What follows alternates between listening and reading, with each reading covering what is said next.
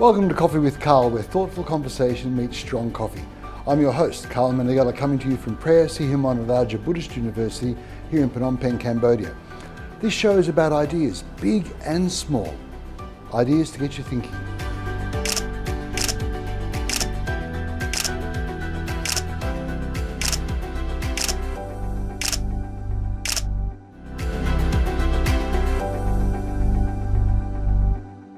Steve, thank you so much for being here today. A real pleasure. Thank you. You're welcome. I like the T-shirt. It reminds me of Superman, the Man of Steel. Yes. Mild-mannered Clark Kent who That's gets right. into a telephone booth and becomes Superman.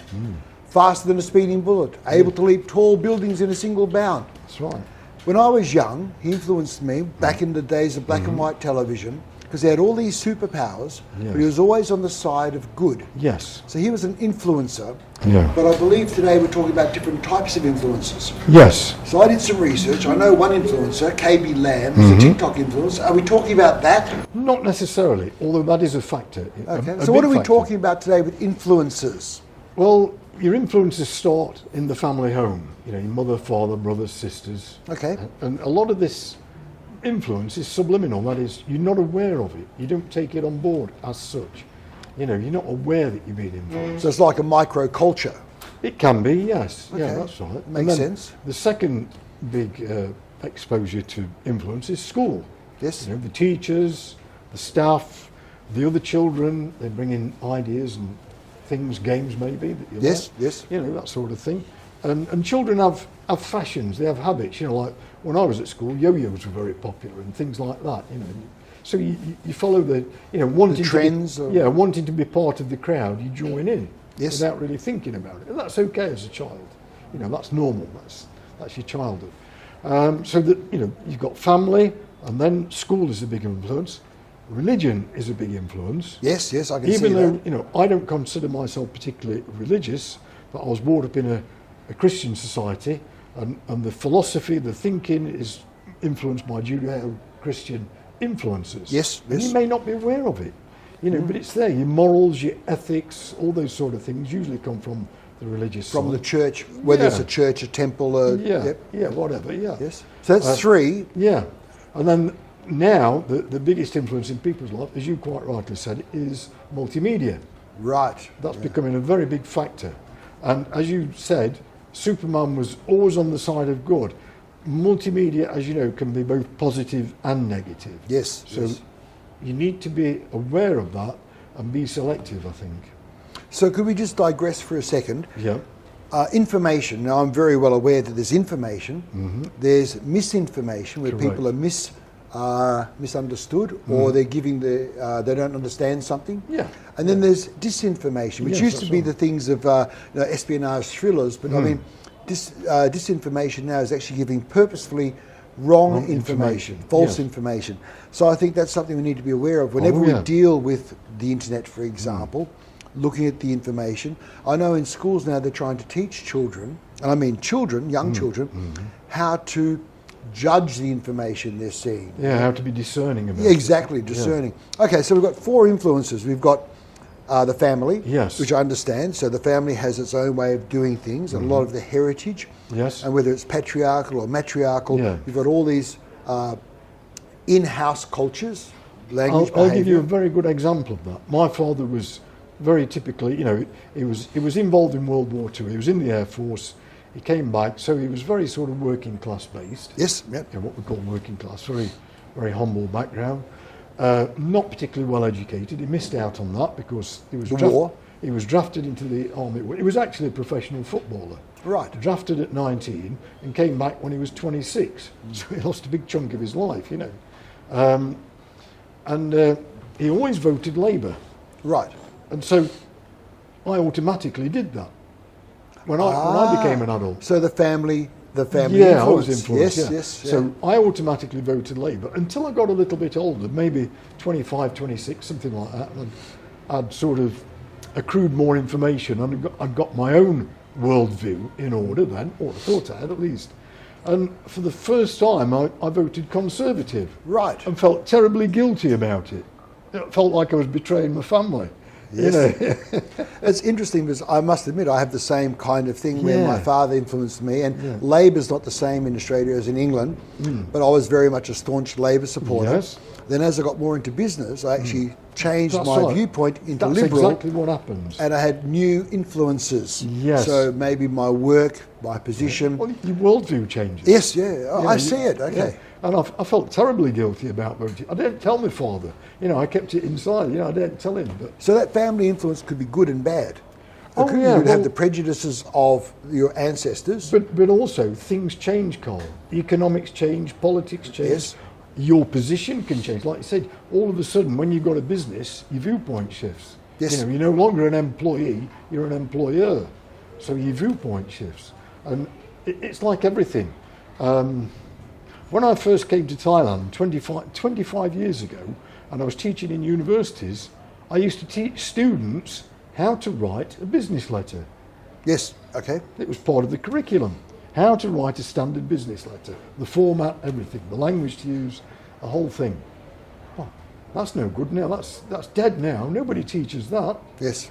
Might teach you how to send a business email, but not a business letter. Yep. You know, so what was appropriate at one time, May 10, not be 15, 20 years may later, not be it's changed. appropriate. It's no longer So appropriate. let's go, you had family, then you had school. Now, I Yeah. come from education, so do you. Yes. So actually you have been an influencer Yes. to the students in your past. Yes. Right, so obviously with that there's also a sense of responsibility. Oh, absolutely. Right, so with your teacher was mainly in university where they're young Yes. adults, Yes. although they're still very young. Yes. My background was in primary education where they're even younger. And I thought to myself, it's very hard that you have to impart the curriculum, and it's very hard not to also impart your values. You've got to be which aware may of be it. contrary to the curriculum's aims and ethos. Yes. Well, I'm always aware of that. I've always been aware of it. And I've never talked about politics. Yes, I've never talked about religion, not in the bias way. Yes. I talk about religions yes, in yes. a general sense. Which is, yes, very different. Yeah. But I would never push my, what should you say, my Beliefs, basic thinking yeah. or beliefs. Not that I've got very strong beliefs, but I would never force it onto somebody else. Yes. You know, I believe it's a personal thing. You know, I think, unfortunately, that's all right for Superman, but some people try and impose their Yes, they view, do. their worldview or whatever, and hence, like we talked about before about religion. Any religion can have fanaticism, all right? Yes, it can. All religions can be good, yes. and I think predominantly all religions are. It's mainly the Well, fanatics that's or whatever. their intention, isn't it? To make us better people. Well, and ways to get along together. Yes. Yeah. Okay. So we have the family. Yes.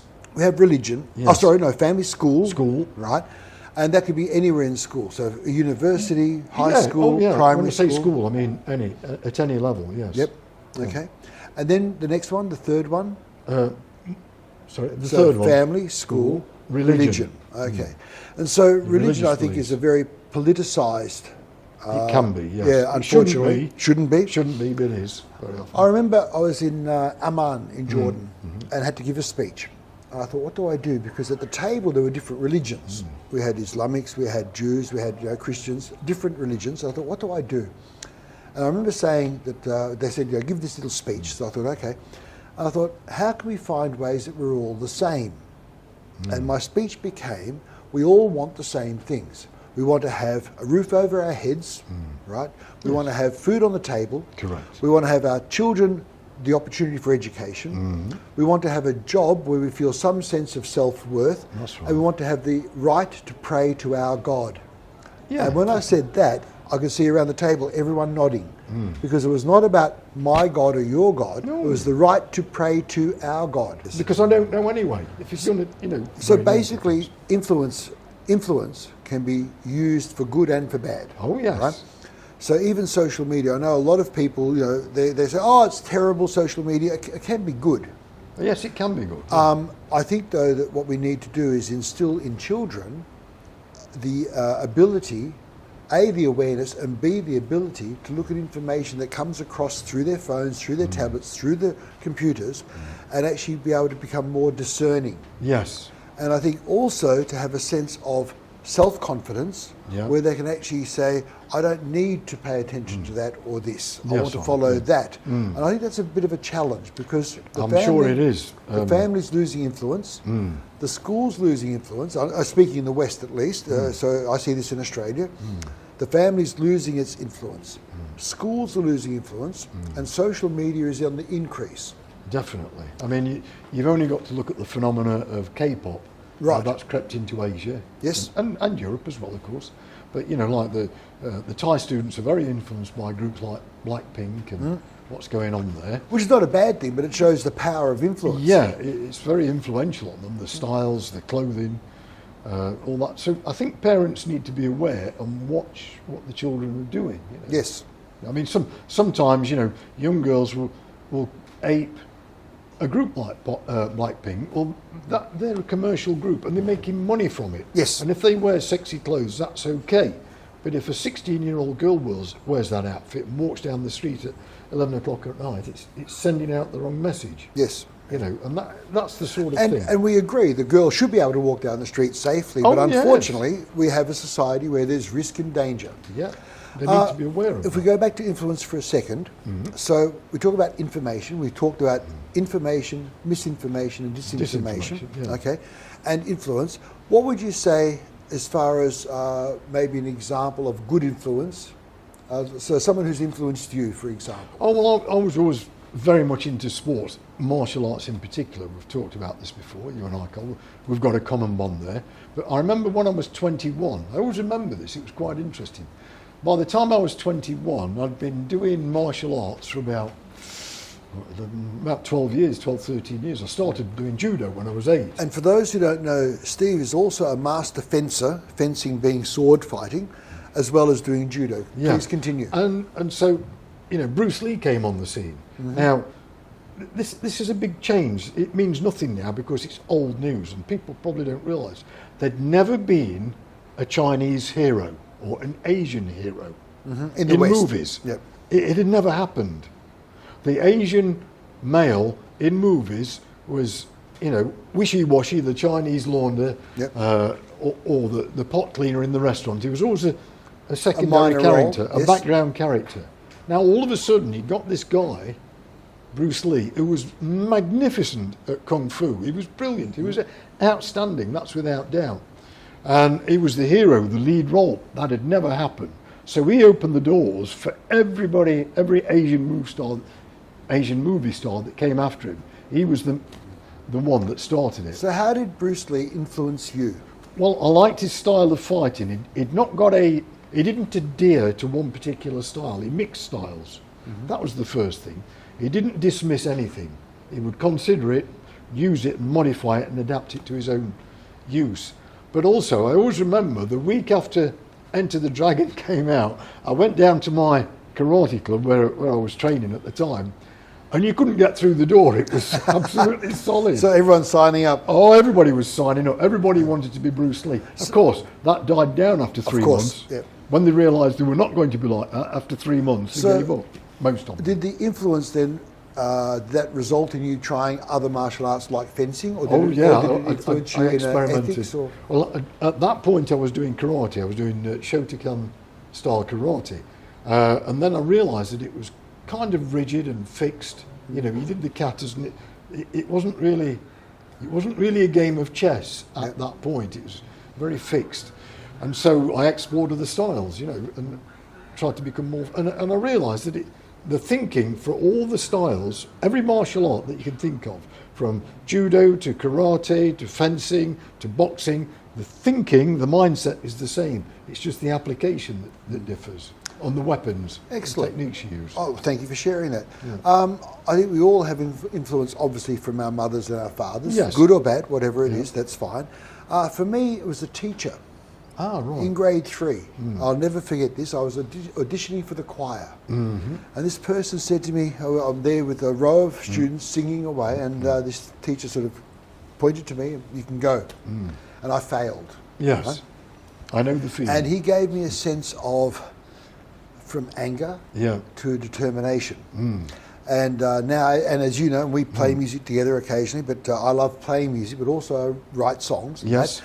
And I remember the first time Prehistoric Hitmen did their CD, and I thought about that teacher, and I thought, you've actually was a negative influence, which gave me a hurdle. Yes. And that hurdle was something to get over. And that was an influence as well. Yes, of course it was. Yeah. So, Steve, or should I say Clark Kent, thank you so much for today, and thank you so much for sharing. I appreciate it. I'm disappointed that you saw through my disguise. I did see through your disguise, Superman.